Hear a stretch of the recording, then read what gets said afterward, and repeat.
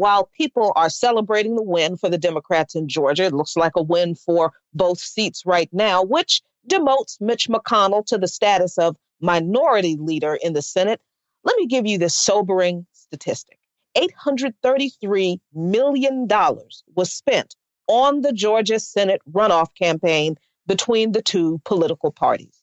So while Democrats and Republicans have played politics with whether to give you and me one check for $2,000 and dismiss the idea of providing monthly support to citizens out of hand as socialism, the same political parties and operatives had no problem dropping nearly $1 billion on two Senate races in one state. Think about that long and hard. These people just told us that it would have cost too much money to make sure you and I can pay our bills and eat during a pandemic, but they had money to burn to control the Senate. And what does control of the Senate by either party get us?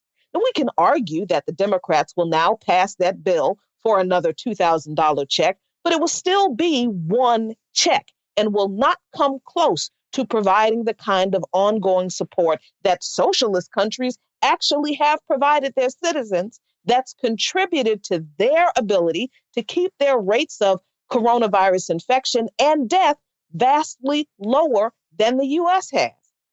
And I can tell you what Democrat controlled of the Senate won't get us, though: Medicare for all, canceled student loan debt, increase in the federal minimum wage, an end to qualified immunity for abusive and killer cops, any kind of real and actual prison justice, real housing reform, an end to the homeless crisis, and an end to endless wars.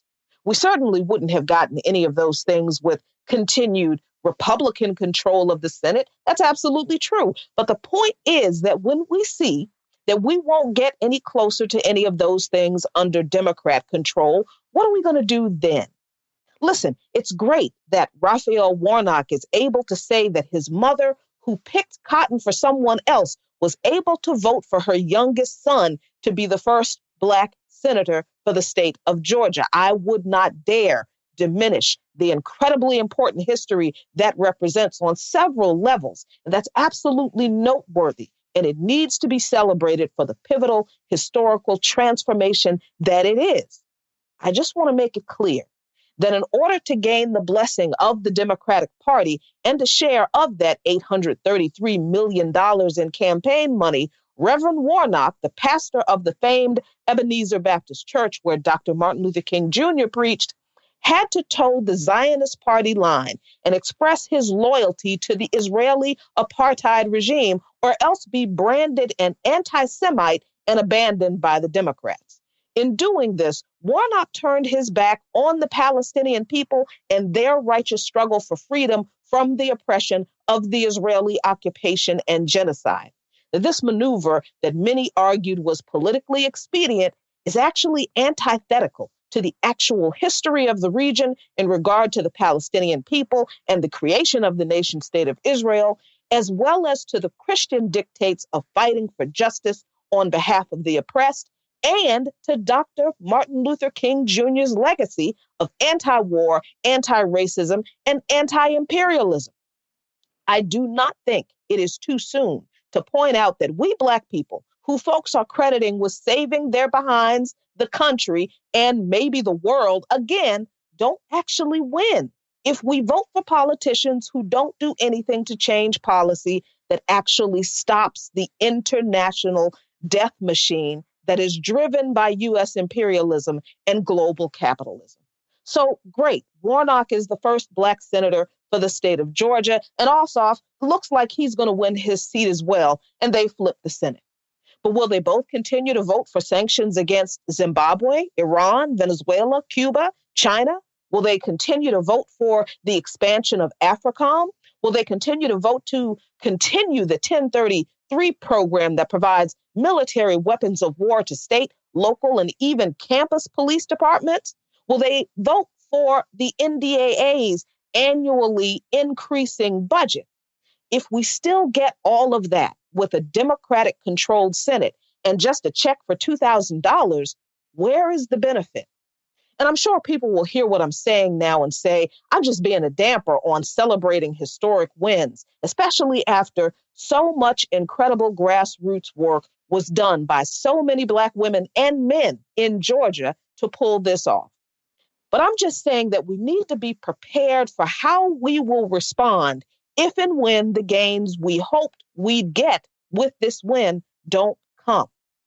And speaking of elections, obviously, today the Senate reads the Electoral College votes and officially declares Joseph R. Biden president of the United States. Now, that's what's going to happen, regardless of how much time the challenges to the votes ultimately add to the process. While Trump supporters who expect Mike Pence to do something to overturn the election results can hold their breath all they want to, he actually has no power to do that. And he has reportedly told the petulant president that this is the case. But he also said that, quote, America will hear the evidence of election fraud on January 6th, end quote, in Georgia on Monday night. He told an audience of an indoor congregation at Rock Springs Church in Milner, Georgia, at a little rally in support of Loeffler and Perdue that obviously didn't work out. He said to them, quote, we've all got our doubts about the last election. I share the concerns of millions of Americans about voting irregularities. Come this Wednesday, we'll have our day in Congress. We'll hear the evidence, end quote.